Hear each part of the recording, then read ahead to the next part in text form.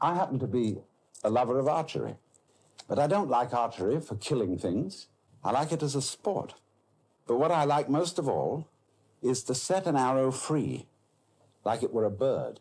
You know, when it gets far up in the sky, whee, you watch it. And it suddenly turns and drops. What is it that fascinates us about that? Because it's not useful. It doesn't really achieve anything that we would call purposive work. It simply is what we call play. But in our culture, we make an extremely rigid division between work and play. You're supposed to work in order to earn enough money to give you sufficient leisure time for something entirely different called having fun or play. And this is the most ridiculous division of things, because everything that we do, however tough it is, however strenuous, can be turned into the same kind of play. Let's, for example, take the situation that I ran into a little while ago.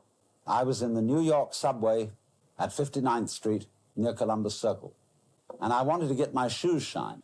And here was this black fellow who was making shoe shining a real art. He was dancing while he was working, and he had just the same fascination in shining shoes as one has spinning this thing round one's head. Imagine, too, if he were a bus driver, ordinarily considered an absolutely harassed person. He's got to watch out for all the laws, all the competing traffic, the cops, the people coming on board, giving their fares, and he has to give them change. And if he has it in his head that this is work, it will be hell. But let's suppose he has a different thing in his head. Supposing he has the idea that moving this enormous conveyance through complicated traffic is a very, very subtle game. And he has the same feeling about it that you might have if you were playing the guitar or dancing. And so he goes through that traffic, avoiding this and avoiding that and taking a fare like this, and he makes the music of the whole thing. Well, he's not going to be tired out at the end of the day. He's going to be full of energy when he gets through his job. Or suppose you're condemned to be a housewife and you have to clean up. You know, I've said that there are only 4 fundamental philosophical questions. The first is, who started it? The second is, are we going to make it? The third is, where are we going to put it? And the fourth is, who's going to clean up? Who's going to clean up? Incidentally, if you ask yourself these 4 questions in order, who started it? Are we going to make it? Where are we going to put it? And who's going to clean up? It prompts a 5th question, which is it serious? Like, doctor, is it serious? Well, supposing it isn't. And then the housewife who's going to clean up approaches washing dishes and in an entirely different spirit. And don't think that I'm some sort of male chauvinist who's trying to talk women into the idea of staying in their place. Because I'm perfectly willing to wash dishes too, because the art of washing dishes is that you only have to wash one at a time. If you're doing it day after day, you have in your mind's eye an enormous stack of filthy dishes which you have washed up in years past, and an enormous stack of filthy dishes which you will wash up in years future. But if you bring in your mind to the state of reality, which is, as I've pointed out to you, only now, this is where we are. There is only now. You only have to wash one dish. It's the only dish you'll ever have to wash, this one. You ignore all the rest, because in reality, there is no past and there is no future. There is just now. So you wash this one. And instead of thinking, have I got it really clean, as my mother taught me with an angry voice, that I had to get every little scrap off it, and she got angry at you. Instead, you turn the cleaning movement into a dance. And you dig that. And you swing that plate around, and you let the rinsing water go over it, and you put it off in the rack. Crazy. See? Take the next one. And you get this rhythm going. See? And you're not under compulsion all the time. You know, when I was a little boy and went to school in England, I had to learn the piano. They called it playing the piano, but actually they said you must play we had in England compulsory games. They used to post notices on the bulletin board in the school where I went to, which said, this afternoon, everyone will go for a run. And if you didn't go for a run, and it was found out that you hadn't, you were flogged. So everybody hated going for a run because they were under compulsion to play. Everybody must play. It's like the whole game of life we're all involved in. It's only a game, but everybody has got to belong. So we went running. I remember one day I was out on a run, and I was trying to enjoy myself because I was running on the balls of my feet, dancing along. And a fellow came up behind me who was running on his heels. He was jogging. And he was going clump, clump, clump, clump, clump, clump, clump, clump. And I said to him, what's the matter with you? You're running on your heels, and you're jarring your whole body all the way through. Okay, but he stuck to it, and he became the champion long-distance runner of the school. But he didn't enjoy it. It was work. And all he enjoyed was the suffering that he endured that made him feel that he had really contributed to the human race because he suffered so much. He identified his existence and his worth with his suffering. Now, really great runners dance when they run. They don't necessarily follow a straight course. They may weave. And in the same way, if you happen to witness in the year 1970, the World Cup Championship in soccer, you would have seen that the winning team from Brazil played soccer in a most extraordinary way. They played it like basketball. They played it dancing. The way we learned soccer in school when I was a boy was very, very formal and orderly, and we didn't really enjoy it. But these fellows were bouncing balls off their shoulders, off every muscle, and they had astonishing teamwork. But at the same time, were dancing the game, and the sports writer in the London Times said that they danced their way to victory. So the point is, therefore, that you can do everything you have to do in this spirit. Don't make a distinction between work and play. Regard everything that you're doing as play, and don't imagine for 1 minute that you've got to be serious about it. And yet here's the whole vegetable world.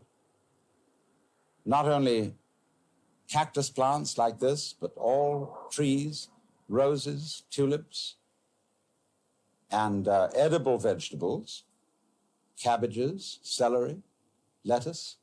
They're all doing this dance. And what is it all about? Why do they do it? Well, we say, one must live. It's necessary to survive. You know, you really must go on. It's your duty. It's your duty to your children.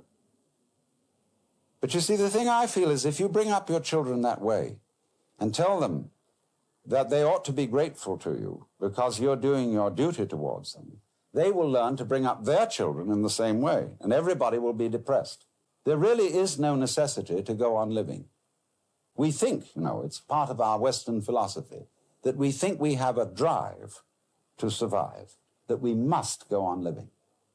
Because some big daddy said to us, you got to go on living. See? And you better make it or else. Well, I've already explained to you on this show that the fear of death is completely absurd. Because if you're dead, you've got nothing to worry about. So you'll be all right.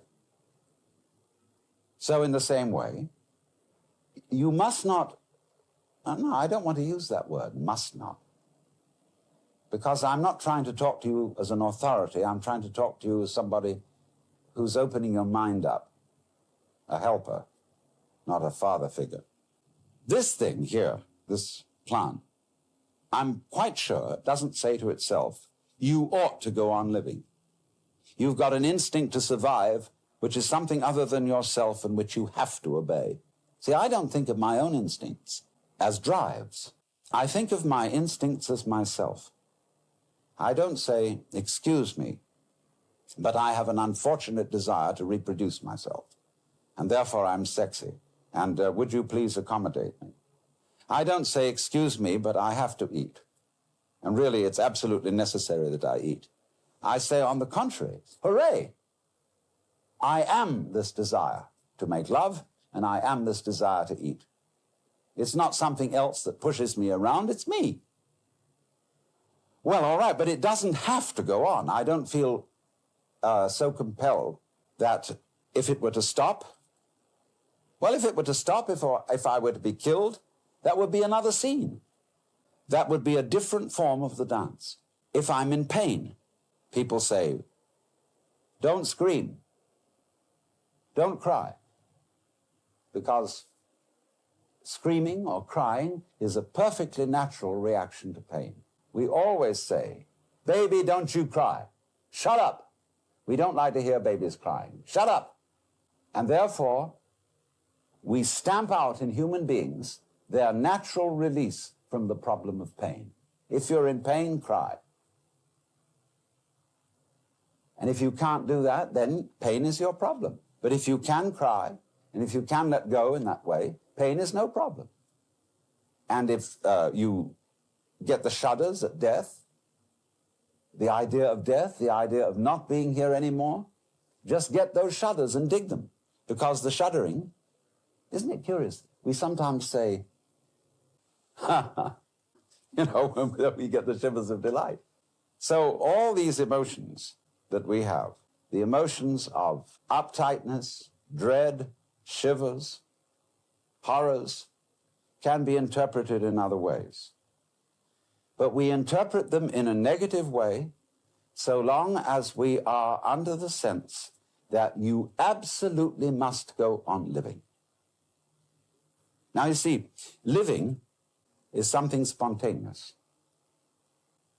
So all the things that we say to our children, like, well, you must have a bowel movement every day after breakfast. Try, darling, to go to sleep. Stop pouting, take that look off your face. Oh, you're blushing. Make you feel guilty about blushing. See, all those things are attempts to say this one thing. Darling, little child, you are required to do what will be acceptable only if you do it voluntarily. And everybody on this account is completely mixed up because we are trying to force genuine behavior. We all admire artists when we say they're unself-conscious. They seem so natural. They seem to dance or paint or talk or play the piano so effortlessly. Of course, a lot of work has gone into it.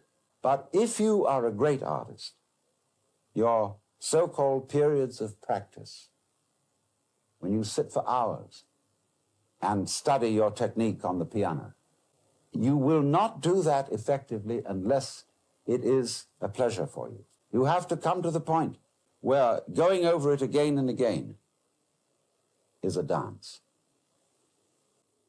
See, this is the real secret of life. To be completely engaged with what you're doing in the here and now. And instead of calling it work, realize that this is play. In Hindu philosophy, the whole creation is regarded as the Vishnu Leela. That means the play of Vishnu. Leela means dance or play, and from it we get our word lilt. They also, in Hindu philosophy, call the world an illusion. And in Latin, the root of the word illusion is ludere, to play. Because all this going on, the swinging of the ball, the pattern in which the flower goes, is just to swing. And if you take it seriously and say, are you doing anything useful? Useful for what? Useful to go on. But if you take that attitude to going on becomes a drag. Survival becomes a sweat, and it's not worth it. If you teach your children, and they'll imitate you, they'll treat survival as a sweat which they have to undergo, they have to keep going on, and they'll teach their children to do it, and the whole continuation of the human race will be a drag, which is in fact what it's become because of this attitude, and this is the reason why we've invented the atomic bomb and are preparing to commit suicide. because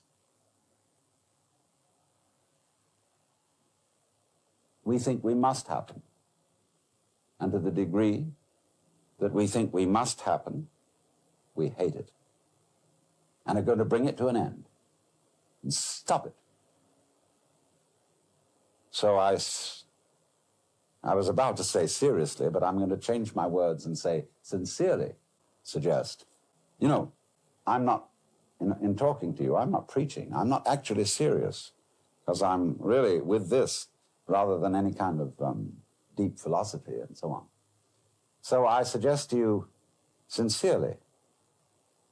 G.K. Chesterton once said that the angels fly because they take themselves lightly. How much more so then he, she who is Lord of the angels? Huh. Or in the words of Dante, but my own wings were not for such a flight, except that, smiting through the mind of me, there came fulfillment in a flash of light, that my volition now and my desires were moved like wheel revolving evenly by love that moves the sun and starry fires.